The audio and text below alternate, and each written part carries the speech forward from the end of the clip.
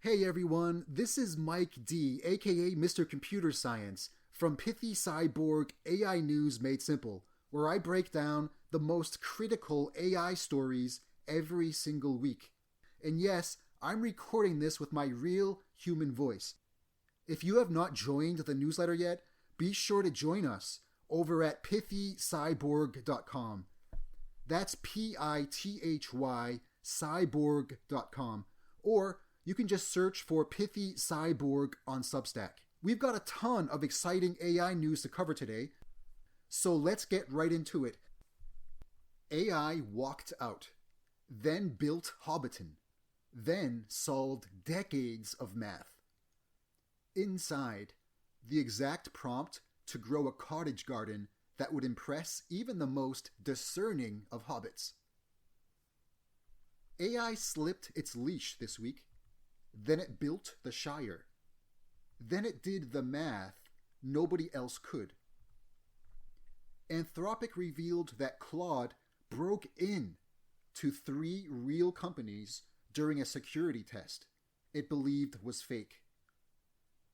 Andre Kaparthi fed Claude Opus 5 the opening paragraph of The Lord of the Rings.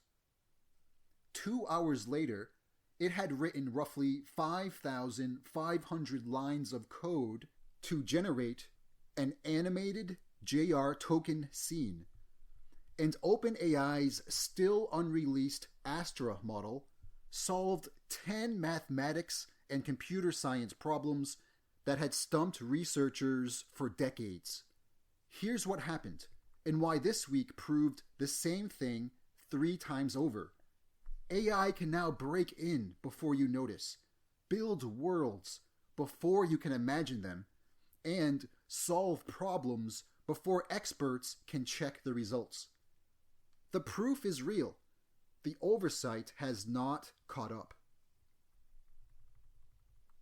Claude hacked 3 real companies during a safety test. One version of it knew better and stopped. On July 29th, I covered how a GPT 5.6 Sol agent hacked into Hugging Face and another organization.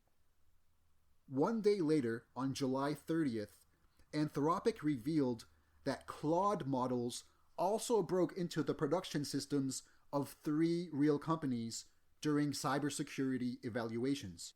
Anthropic only disclosed the incidents last week, and they did not even look for the breaches until OpenAI disclosed its similar escape. So, how did Claude end up on the open internet?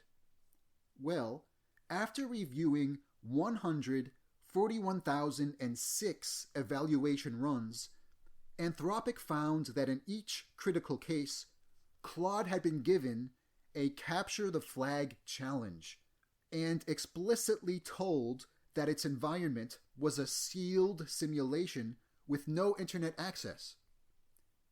By the way, a capture the flag challenge is a cybersecurity exercise where participants hunt for a, quote, hidden flag in the system. During these capture the flag tests, a misunderstanding with third-party testing partner Irregular left an internet connection open.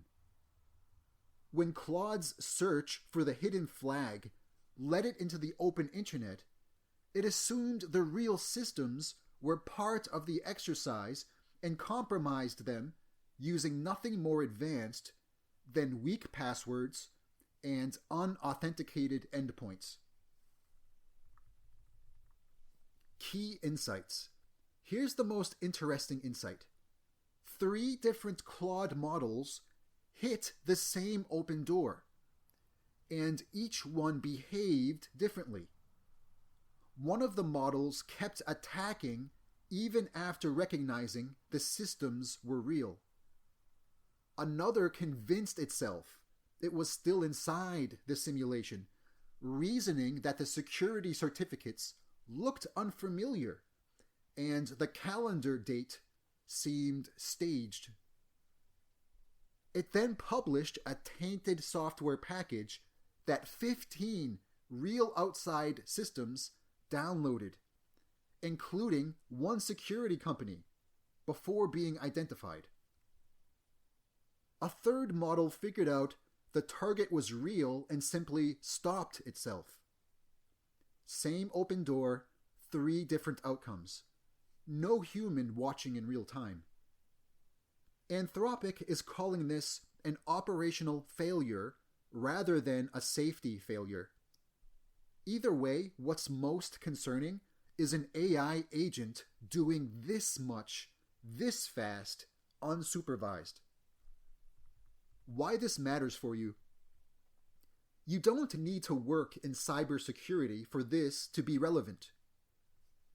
As AI agents take on more of your real tasks, this previews the failure mode actually worth worrying about.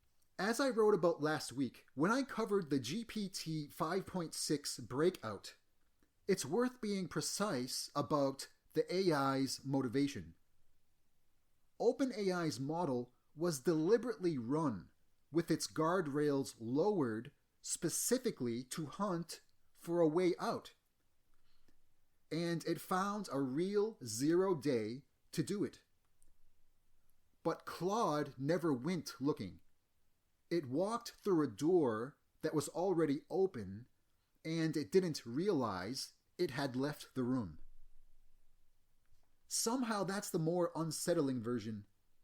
None of the 3 companies noticed the breach on their own, and Anthropic was still trying to reach the 3rd as of its own disclosure. So if you are handing any AI system real access to your accounts, files, or business, the lesson here is that nobody was watching the logs closely enough to catch what happened. Here's the pithy takeaway. Claude hacked 3 real companies. It thought it was playing a game. 3 different models found the same open door. One kept going after it knew the target was real. One talked itself back into believing it wasn't. One noticed and stopped itself. No human was watching any of it happen. Somebody lost their childhood home, so your chatbot can keep running. AI can change the world for the better, but it comes with a cost. Ansley Brown's family has lived in their Georgia home since 2003. Soon, that home will not exist. Georgia Power needs the land for a new 500,000 volt transmission line. It represents one piece of a 1,000+ mile grid expansion built mostly to feed AI data centers, which are set to pull 70 to 80% of the power running through this specific route. Somewhere between 20 and 30 homes are getting demolished alongside hers. Georgia Power says it uses formal eminent domain in less than 1% of its land deals. That's technically true, but arguably beside the point when the mere threat of eminent domain is what gets families to sell in the first place. Ansley Brown put the whole situation in 5 words on social media when she said, "Why? For the data centers." Her supporters call the process bullying. Georgia Power was more optimistic and said they reached an agreement with the family. Either way, your next AI subscription runs on somebody's zip code. AI built a Hobbit Shire from 1 paragraph. It still can't see what it made. Anthropic researcher Andrej Karpathy gave Claude Opus 5 nothing but the opening paragraph of Lord of the Rings, a token budget worth about $10, and a request for a visual 3.js render. 3.js is a nifty JavaScript library for creating 3D graphics in web browsers. 2 hours later, Opus had written 5,500 lines of code. That code procedurally built and animated an entire low-poly Middle-earth scene. Karpathy, who has tested AI models since long before ChatGPT ever existed, called the result, quote, kind of janky, but fun. Nerdy Lord of the Rings lore aside, this experiment represents the passing of an old benchmark for a model, which was drawing a simple SVG, or a simple image. The new benchmark model used here was handing the AI a paragraph of fiction and watching it build a world. Key insights. Here's an interesting nuance. Karpathy noted that Opus could not actually watch what it was building. AI models still cannot natively perceive video or gameplay. So Opus had to stop and screenshot its own progress just to check the work. So it still made mistakes. Even still, AI can now build a 3D world way faster than any human crew. However, it is still functionally blind to its own creation. While some may call this a mere social media flex, it represents an easy-to-grasp shift in how powerfully AI now develops. Karpathy himself says he has not typed a line of code since December. He's handed that work to AI agents entirely.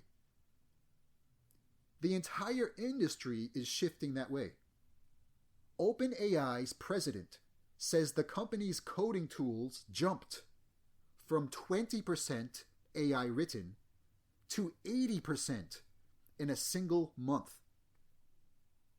Airbnb told investors AI now writes 60% of its new code. They let one engineer do what used to take a team of 20 engineers.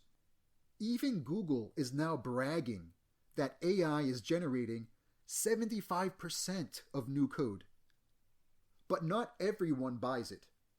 A February study from the National Bureau of Economic Research found 80% of companies using AI saw no measurable productivity gains at all. Why this matters for you? You don't need to write code for this to matter. Karpathy's bigger point is where this heads next. Cheap, throwaway, digital worlds built for one person on demand. Imagine a custom story where you're a side character, or a one-off simulation built around your weekend plans, or inserting yourself into a Lord of the Rings setting and watching a simulation live for an hour, then it's gone forever the second you close the tab. None of that exists yet, but the direction is clear. The bottleneck on creative and technical work is shifting away from time and budget. If your job, hobby, or business has ever been limited by "that would take too long to build," that limit is quickly getting cheaper by the month. What comes out on the other end is, for now, still a little janky. Here's the pithy takeaway. J.R. Tolkien spent decades building this world. Claude read one paragraph of it and rebuilt an animated version in a few hours, all for about $10. Nobody asked for this. Nobody needed this. That's exactly why it matters. Every project too pointless for a human to justify just became cheap enough for an AI to build anyway. OpenAI's next AI model just solved 10 problems that stumped mathematicians for decades. It isn't even released yet. $2,000. That's what it cost in AI tokens to solve 10 math problems and 10 computer science problems that have gone unsolved for at least a decade, in some cases, much longer. OpenAI showed off the results this week. The solutions were generated by an unreleased model OpenAI calls Astra. The company describes Astra as its next major model family. The problems Astra solved span various math and computer science fields like sphere packing, group theory, and lattice cryptography. One result resolved a central open question in group theory first posed way back in the 1990s. Another disproved a conjecture the field has treated as likely true for decades. Key insights. Some of my colleagues were quick to dismiss Astra as a one-trick pony. But not so fast. Working mathematicians are already engaging with and building on related AI-generated results. That's a real signal of validity and human collaboration, which is far more important than the solutions themselves. A flashy demo alone cannot fake follow-on research from independent experts. OpenAI also formalized every solution in Lean. Lean is a proof assistant that checks mathematical logic line by line. In other words, nobody has to simply trust the company's word that the proofs hold up. OpenAI also drew a clear line on credit. The AI gets attribution for generating the mathematical arguments. Humans remain responsible for verifying they're correct. That distinction is one of the clearest early attempts at an honesty framework for a world where AI begins co-authoring science alongside humans. Why this matters for you? You don't need to study sphere packing for this to affect you directly. For years, AI's role in science has mostly been assistance. It summarizes papers, it checks articles for grammar, typos, and engagement. It vastly speeds up literature reviews. But these new solutions from Astra represent the first large, verifiable batch of evidence that AI can generate the actual ideas researchers get credited for. The AI went beyond helping to organize ideas. If that trend holds, the human research bottleneck will soon disappear. In its place, a new bottleneck emerges: how much compute you can afford. That reshapes who gets to do frontier research. Well-funded labs and, in theory, anyone with API access and a good question can now tackle once seemingly impossible problems. It also raises a little-known nuance for any field that leans on peer review. If AI can generate valid proofs faster than humans can check them, verification becomes the new scarce resource. Imagine a world where discoveries become all too common and the limiting bottleneck becomes us, the humans. Here's the pithy takeaway. One of these problems had stood open for decades. A model that isn't even released yet produced major new results on 10 of them for about $2,000 in tokens. Mathematicians spend their entire careers chasing a single breakthrough. This new Astra model has not even been released yet, and it already has 10. Alright guys, let's finish up this episode with one really interesting launch that just happened the other day. Alibaba's brand new AI model claims it's as good as Anthropic's best. It's also absurdly cheap. Alibaba just released Qwen 3.8 Max, its biggest model ever, at 2.4 trillion parameters. The company claims it matches or beats Anthropic's Fable 5 on several benchmarks. Here's the part that should worry Western labs more than the benchmarks. Qwen 3.8 Max only costs roughly $2 per million input tokens and $6 per million output tokens. That's a fraction of standard frontier AI rates and super aggressive pricing for anything claiming top-tier performance. Earlier in this issue, I talked about how the cost of compute is becoming the metric that decides who gets to build the future.